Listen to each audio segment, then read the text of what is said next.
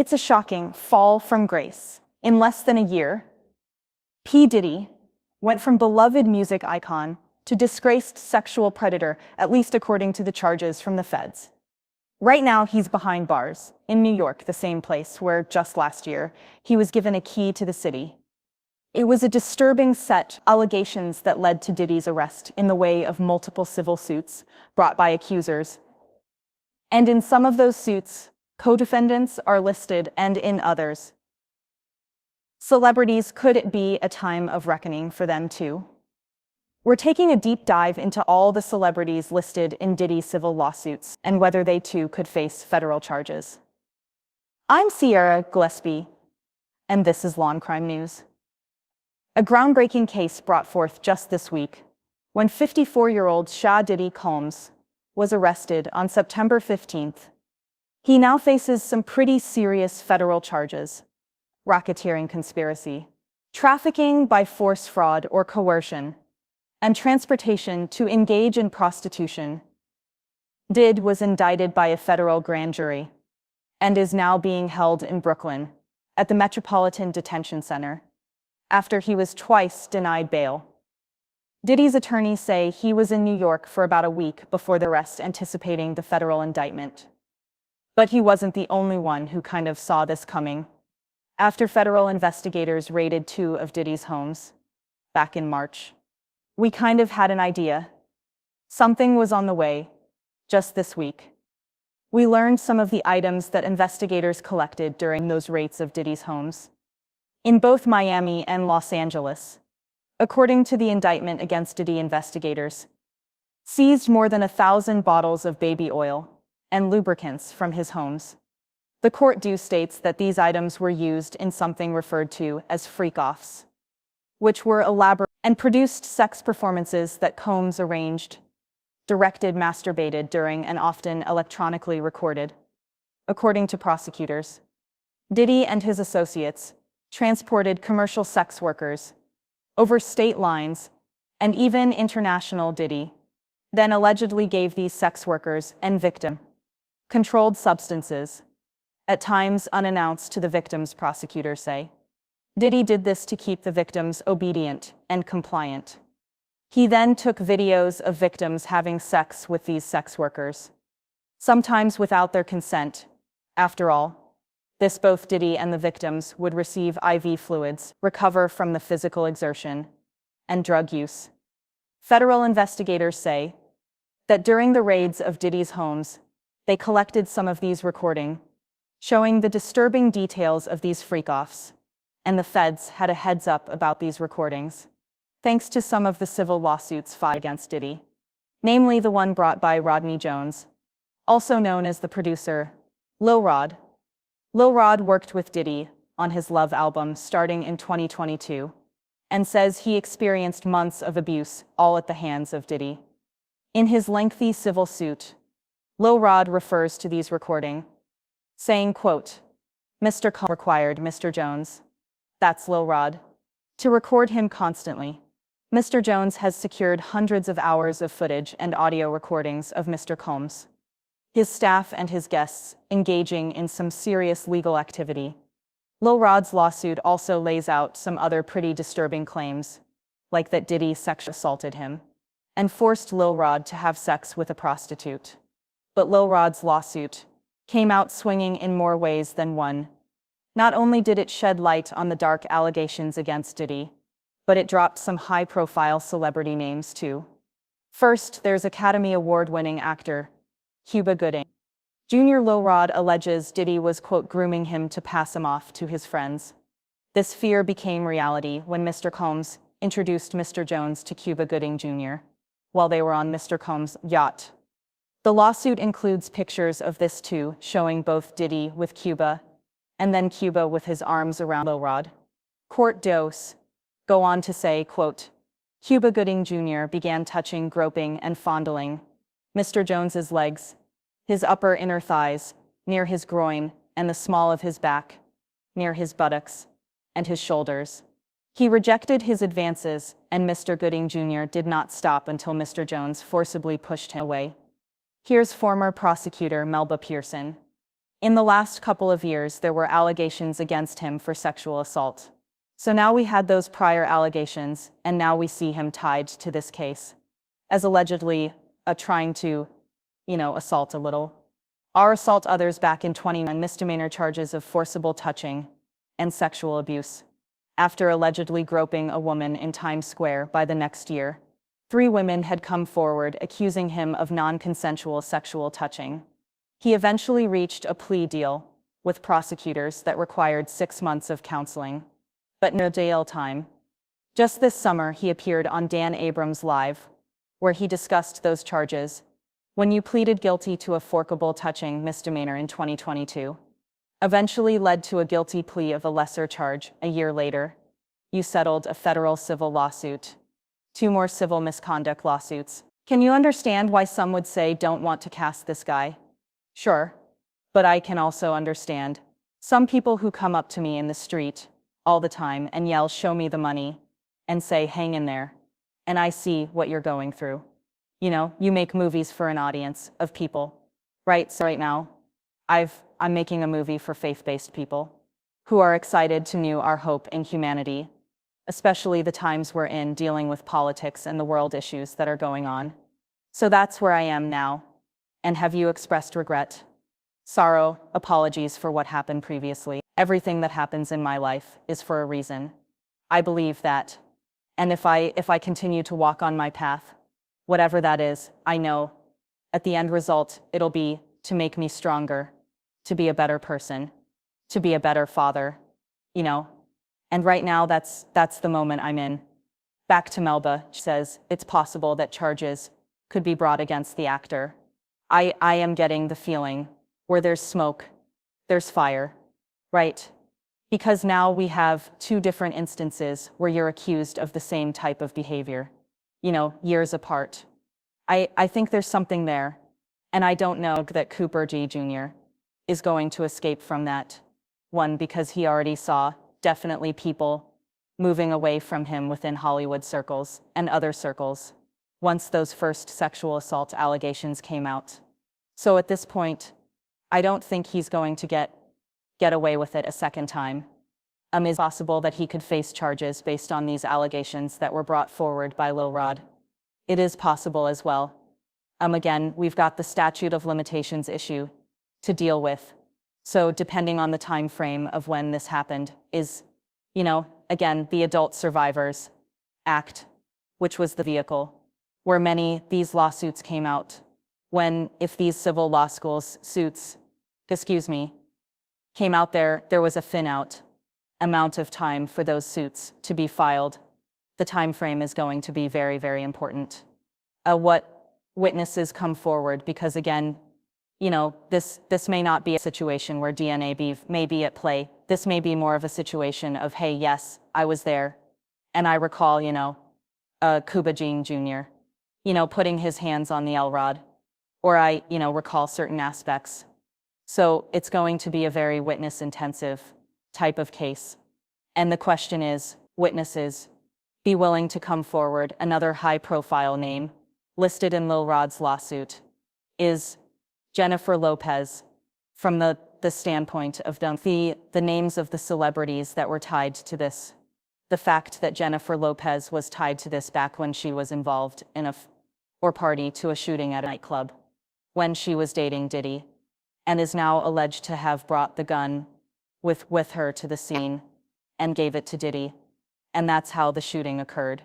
Lil Rod's team brings up J-Lo when establishing Diddy's history, writing his quote, "Rico enterprise has existed for at least dating back to the 1999 nightclub shooting in NYC, when Mr. Combs required his then-girlfriend Jennifer Lopez to transport his illegal firearm into the NYC nightclub. The court also alleged Diddy forced his then-artist Shine to assume responsibility for the shooting of several individuals. Shooting happened on December 27, 1999. At about 2:55 a.m., a fight broke out at a nightclub in New York City between Diddy Jamal Barrow, who's known as the rapper Shine, and Matthew Allen, who went by the nickname Scar. Guns were drawn and 3 people were shot. No one suffered any life-threatening injuries, and the victims were not involved in the fight.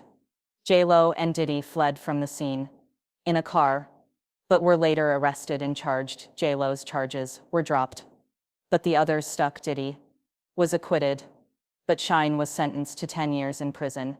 He was released into the home country of Belize. Lil Rod alleges it was Diddy who pulled the trigger, and Shine just took the fall for him.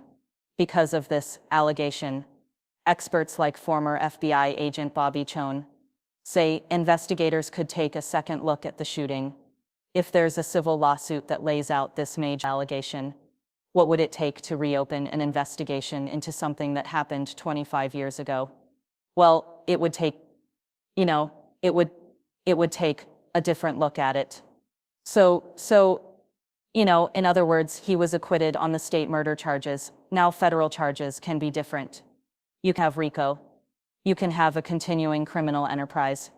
You can have, the underlying acts, the predicate acts, if we used to call them when I worked RICO cases, a RICO predicate act could be something like that 1999 case. And you can use it as a predicate act. You can bring it up. When I worked cold cases of this type sometimes, with the passage of time, people aren't as intimidated and they're not as threatened, and they get away from the person who was the threat. And they feel more forthcoming to testify or to give statements in live testimony. But certainly, I think that that case is going to be part of it. In the aftermath of that, they have witnesses that say he bragged about intimidating witnesses, paying off jurors. Certain when you have that kind of stuff, if you go back and you find that juror that was paid off, or jurors, multiple, that may have been paid off, certainly that gives you the impetus to kind of come forward and refresh those charges on a federal case. So the federal cases will be a little different. The charges are a little different, so it's not double jeopardy. And so I think that case that you mentioned, that you cite, I think is certainly one of the ones they're looking to build into a much bigger, to me, maybe a RICO type case. We also know that federal investigators have spoken to other plaintiffs in civil cases against Diddy to learn more about his personality and what he's like in relationships. That means J-Lo is someone the feds will want to talk to if they haven't already. It also means she could be called to testify against him. It's possible. It's absolutely possible. If I was the prosecutor handling that case, I absolutely would list her right. But of course, we need to know whether or not she'd be cooperative. That, of course, changes the strategy when it comes to trial. So you may list someone as a potential witness. That does not mean you're necessarily going to call them. The question is whether or not they're going to testimony is really going to help you. But there is a universe where she could testify against him in terms of, violence, in terms of his interactions with other artists, especially the folks that have been coming forward alleging that he has harmed them in some way or engaged in, human trafficking and sex trafficking. So was she aware of any of that going on? Did she see him with underage girls? Or was she present for when some of those videos were taken? That Lil Rod included screenshots of those videos in his pleadings. So how much of that did she know? When did she know it? And what actions did she take at the time? Is that part of the reason why they broke up? We don't know. So all of this will be seen. Obviously, the prosecution and law enforcement need to speak with her, get a statement from her to understand what she knows or what she could be able to testify to, and then make appropriate decisions from there. But it's not just artists that Lil Rod named either. He specifically mentioned Prince Harry, the Duke of Sussex, in talks. It reads, in part, quote, Mr. Combs was known for throwing the best parties, affiliation with and/or sponsorship of Mr. Combs. Sex trafficking parties garner legitimacy and access to celebrities such as famous athletes, political figures, artists, musicians and international dignitaries like British Royal Prince Harry.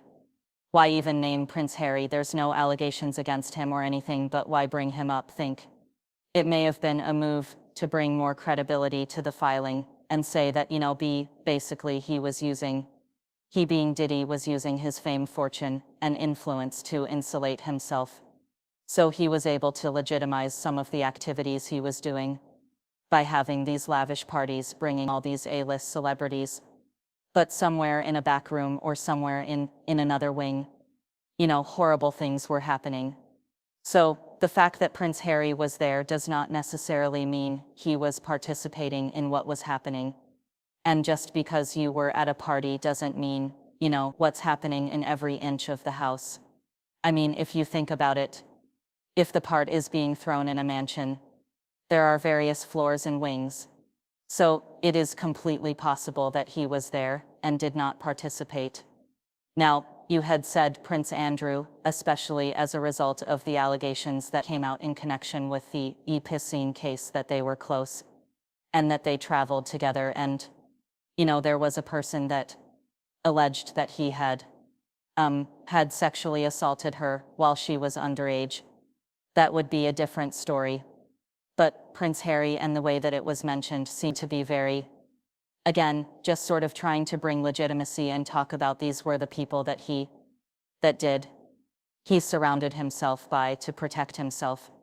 Prince Harry has no criminal charges or even any accusations of illegal activity, but he could still see the inside of a courtroom in a defamation case.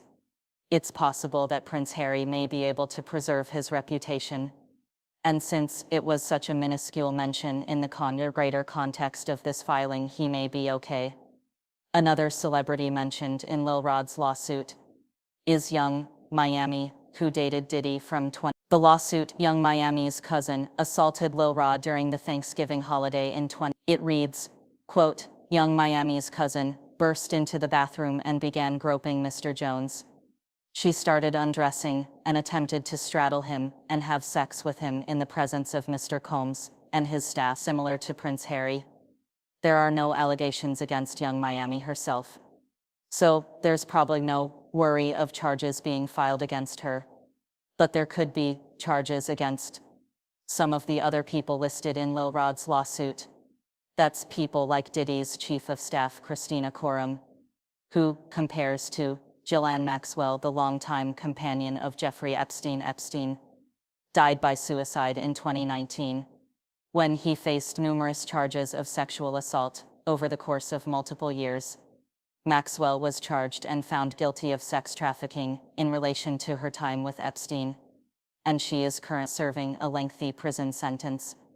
Lil Rod says Christina Coram ordered sex workers and prostitutes for Mr. Combs and ordered and distributed ecstasy, cocaine, GHB, ketamine, marijuana, and mushrooms to Mr. Combs and his celebrity guests, who were present on his rented yacht and his homes in Miami. This is referenced in Diddy's indictment too, saying members and associates of the Combs enterprise, including high-ranking supervisors, security staff, household staff, personal assistants, and other Combs business employees, facilitated the freak-offs by, among other things, booking hotel rooms for the freak-offs, stocking the hotel rooms in advance with the required freak-off supplies, including controlled substances, baby oil, lubricant, extra linens, and lighting. Federal prosecutors also alleged these associates arranged travel for victims and commercial sex workers, delivered large sums of cash to Diddy to pay these sex workers, and even scheduled the delivery of IV fluid. So, according to Melba, it's possible some of these associates are charged too.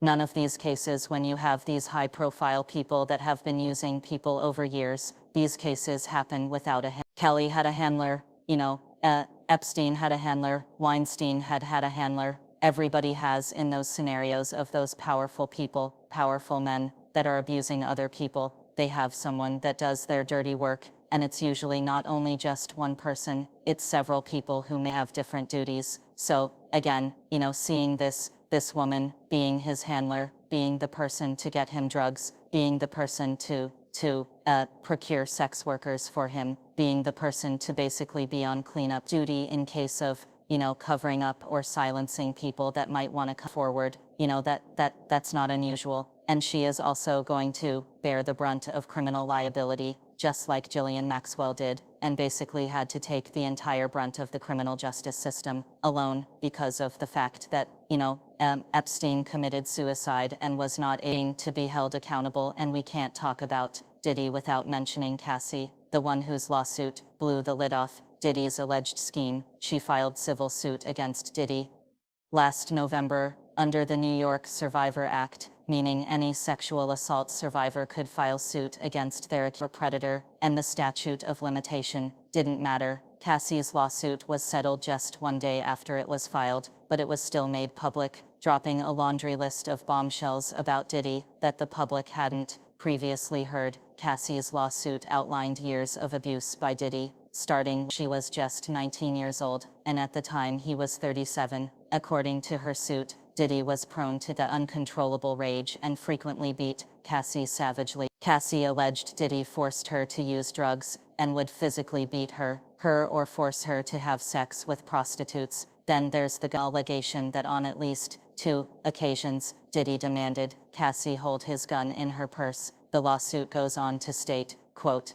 "There was no clear reason why Mr. Combs required her to hold his guns, except to reinforce to his young girlfriend that he was violent, powerful, and dangerous." This echoes a similar allegation made by Lil Rod about Jennifer Lopez's part in the 1999 New York nightclub shooting. Not only did Jennifer Lopez allegedly bring the gun to the club, now we're also looking at years later, Cassie coming forward and saying that Diddy forced her to carry a gun with her when they went out to different events. So, again, I think that this is more along the lines of when you look at this from a domestic violence lens, from the standpoint of the abuser being very controlling and demanding certain activities to prove loyalty to, basically put yourself in a bad situation where only he can be the one to save you, basically.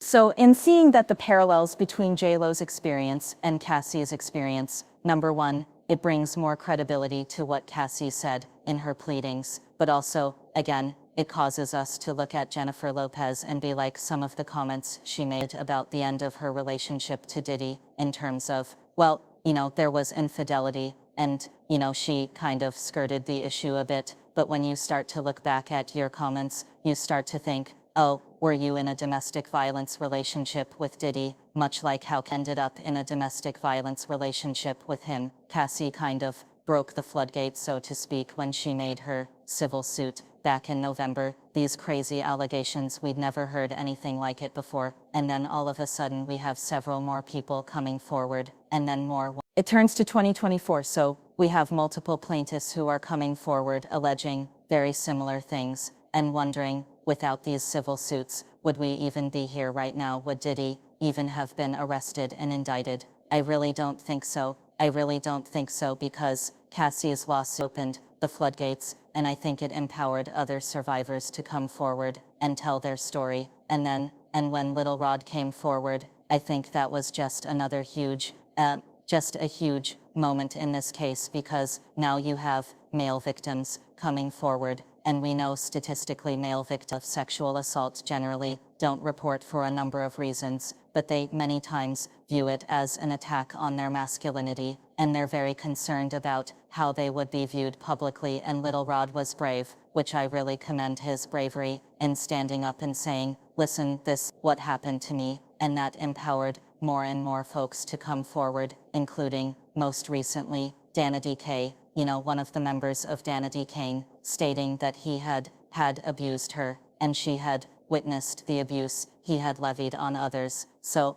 I think that all of these voices coming forward and saying, listen, there's something here, the feds took notice, and even though they may not have been public about it at first, we knew, obviously, when they searched the houses, we knew that this was getting very serious, but they were monitoring this the minute that Cassie filed her lawsuit. And when I read those allegations, I can assure you that investigations started immediately, and then as more and more survivors came forward again, the feds would be going and interviewing each of those people, seeing what evidence they have. So, for instance, do they have maybe some cell phone footage? Can they substantiate what occurred to them in other ways? Maybe follow-up text messages, emails. All of these things are aspects that the are able to use to now bring in their case in chief against Massam. And months ago, we reported that Cassie was working with federal investigators in the case against. Can't know for sure whether she testified in the grand jury hearing that would ultimately indict Diddy, but it's likely at least some of his accusers did. I do believe that a number of the survivors would have testified. I don't think that they would have brought all of them because of the fact, number one, you want to testifying is traumatizing, especially when you're talking about the most awful day, likely of your life, and some very degrading things that happen to you, and you have to tell that to a bunch of people you don't know. So you have to be very cautious in when and how you bring your victims and your survivors to testify, and think about that in terms of your strategy, because, again, you may want to save some of the survivors for the actual trial, if this does go to trial, and maybe just pick one or two that make the point, right? And then you can fill it in with more evidence as the trial proceeds, but you don't necessarily have to show all of your evidence to the grand jury. You just pick the strongest pieces of evidence so that, again, you're not burning your survivors out before they get to the point of trial unnecessarily. Obviously, they do have to testify and, tell their story so that the jury has something to liberate on. But at the same token, you don't want to push them too much because, again, that trauma is very real. And even if they are getting assistance through counseling or something along those lines, still a lot to have to talk about it, especially in such a with the huge media frenzy around it. And so many people weighing in, and whether it be social media or other celebrities or things like that. So those are some of the things I think the assistant attorney would have been considering when deciding who should be brought in front of the grand jury to testify. And when it comes time for trial, we could expect to hear from Cassie or other accusers in federal court. You're bringing up a really good point because, as you said, this is probably one of the darkest times of the survivors' lives, and they have to come forward with these serious allegations and relive the trauma that I'm sure they've been working to overcome. It's really tough, but we're assuming that a lot of them are going to testify at the trial, whenever that may be, and there are several accusers that have to go through and do all of that. What would it look like at the trial? Then at the trial. Now the key is that the U.S. Attorney's Office has to make sure that they're not going too far afield with bad character evidence. We saw how that kind of backfired in the Harvey Weinstein case, where, as well as the Bill Cosby case, where other instances were brought in that were maybe not as close in time, or more so, not really enlightening the jury about what happened in the charges that were in the indictment, but more so, he's just a really bad, horrible, predatory person. That may be the truth. However, when it comes to proving the charges at hand, you have to be very focused on making sure the jury understands what happened during the time frames that are specified in the indictment. And so, if some of these other survivors, let's say something happened 10 years ago, that might be too far in time for them to be able to testify. But if we're talking about an instance of something that happened last year, for instance, that might be closer in time to allow them to be able to testify. And again, if they have specific knowledge about certain aspects of the indictment, of course, they'll be brought to testify. Again, you have to be very cautious because you want to be able to preserve, if you're able to get a conviction, you want to be able to preserve it on appeal by not making these types of errors after his indictment. This week, Diddy pleaded not guilty to all charges and was denied bond twice. A statement from his legal team reads, quote, "Shah Diddy Combs is a music icon, self-made entrepreneur, loving family man and proven philanthropist who has spent the last 30 years building an empire, adoring his children and working to uplift the Black community. He is an imperfect person, but is not criminal. To his credit, Mr. Combs has been nothing but cooperative with this investigation, and he voluntarily relocated to New York last week in anticipation of these charges. Please reserve your judgment until you have all the facts. These are the acts of an innocent man with nothing to hide, and he looks forward to clearing his name in court. more updates are sure to come in the case of United States versus Diddy. So make sure to subscribe to our YouTube page so you don't miss a thing. Reporting for Law Crime, I'm Sierra Gillespie.